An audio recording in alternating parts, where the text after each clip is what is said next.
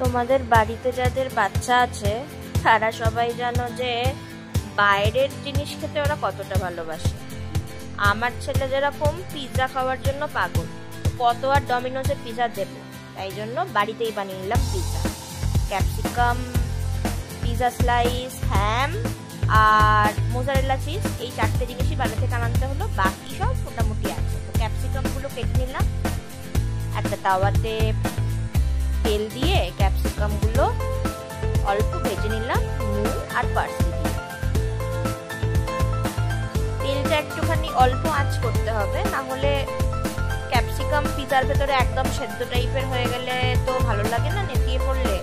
তো হালকা ভাজবো, তাই জন্য অল্প আঁচে তেল নেব এবং আমাদের কাটা ক্যাপসিকামগুলো ছড়িয়ে দেবো।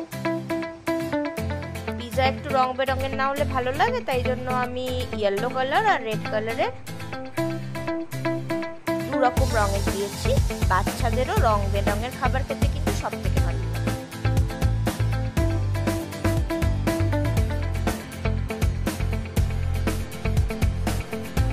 একটু অল্প নেড়ে চেড়ে নেওয়ার পরে আমরা ক্যাপসিকামগুলোকে আলাদা বাটিতে তুলে রাখবো।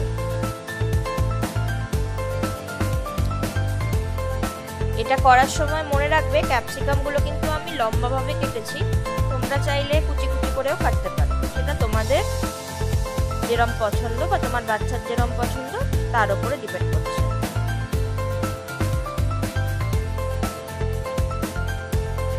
এই যে আমি একটু অল্প পার্সলি নিয়ে নিচ্ছি। আমার বাড়িতে এই পিৎজা পাস্তা মাঝে মধ্যেই রান্না হয় বলে মোটামুটি সব রকমের হার্বস এবং সিজনিং আমার কাছে এমনিতে স্টোর থাকে। তোমাদের যদি না থাকে তাহলে তোমরা পার্সলি বা অরিগানো এইগুলো কিনে নিতে পারো পিৎজার সিজনিং এর জন্য। এছাড়া একটা মাল্টিপারপাস সিজনিংও পাওয়া যায়, সেটাও চাইলে নিতে পারো। হোয়াইট ভিনিগার দিয়ে দিলাম। হোয়াইট ভিনিগার দিলে কিন্তু একটা অল্প খাট্টা অ্যান্ড স্মোকি স্মেল আছে যে কোনো জিনিসের। তো সুতরাং কোনো ইউরোপিয়ান বা কন্টিনেন্টাল ডিশ যদি প্রিপেয়ার করতে চাও তাহলে তোমরা হোয়াইট ভিনিগার ইউজ করতে পারো, এর সাথে নুন এবং গোলমরিচ গুঁড়ো।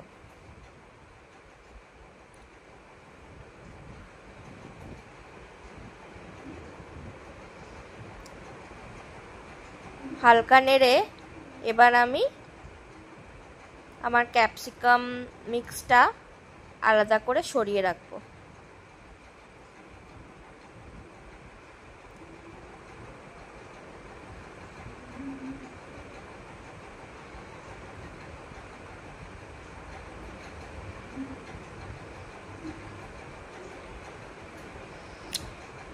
এবার আমি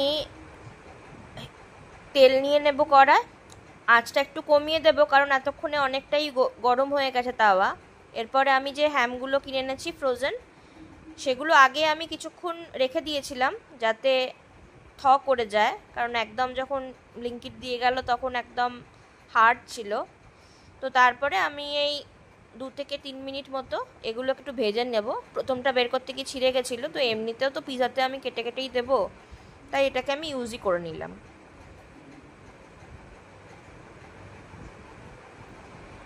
এরপর আমি এটা নামিয়ে হ্যামগুলোকে ছোট ছোট পিস করে নিচ্ছি।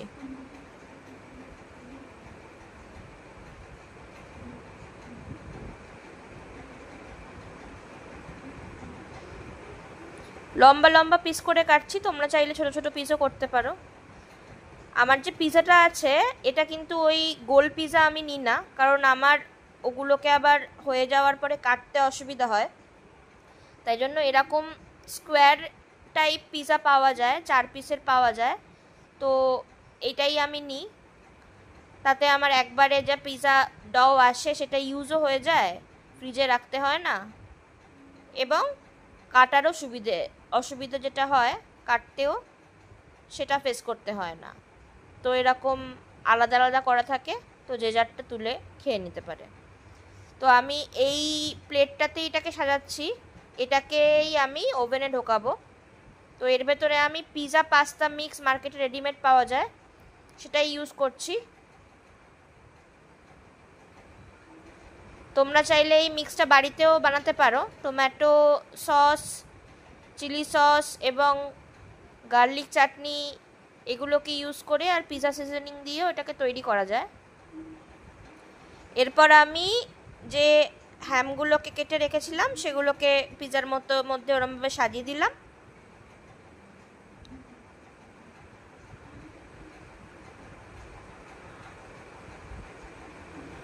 তারপরে ক্যাপসিকাম ফিলিংটা যেটা বানিয়েছিলাম সেগুলোকে ওপরে আমি ছড়িয়ে দিচ্ছি।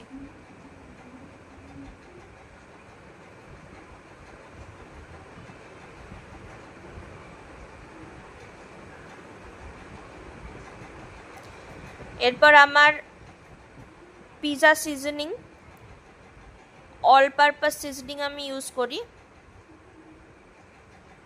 এবং মিক্স হার্বস দিয়ে দিচ্ছি এর মধ্যে।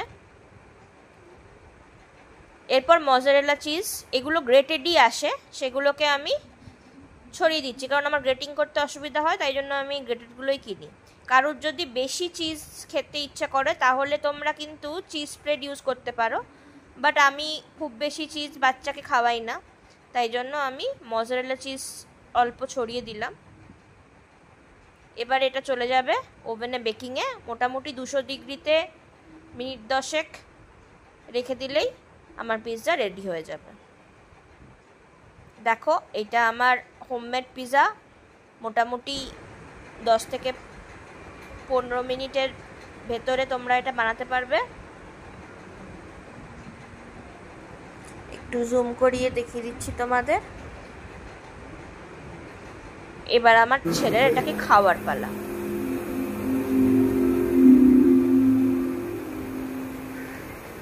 পিৎজা খুব গরম মাম্মা। বিকেলবেলার হাঁ করো, অল্প খিদের জন্য একদম আইডিয়া।